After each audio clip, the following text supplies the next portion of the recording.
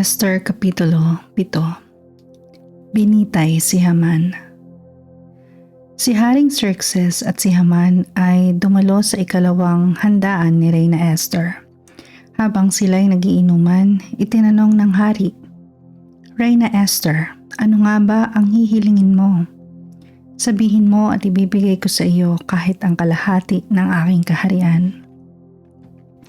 Sumagot si Reyna Esther, "Kung inyo pong mamarapatin, mahal na hari, nais ko po sanang hilingin na ako at ang aking mga kababayan ay inyong iligtas, sapagkat kami po ay ipinagbili para patayin at lipulin.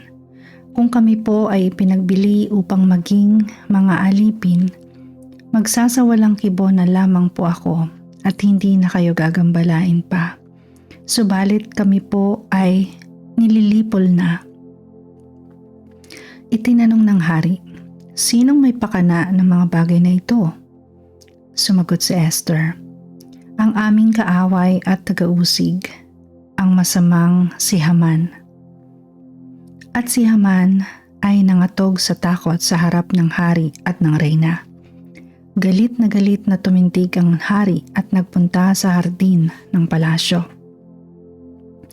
Naiwan naman si Haman at nagmakaawa kay Reyna Esther sapagkat natitiyak niyang siya'y paparusahan ng hari. Nang magbalik ang hari, nakita niyang nakadapa si Haman sa harap ng reyna na nooy nakahiga.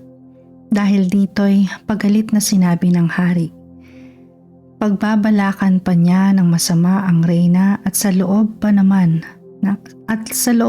ng aking pamamahay." Hindi pa halos natatapos ang salita ng hari, tinakpan na ng mga lingkod ng hari ang mukha ni Haman.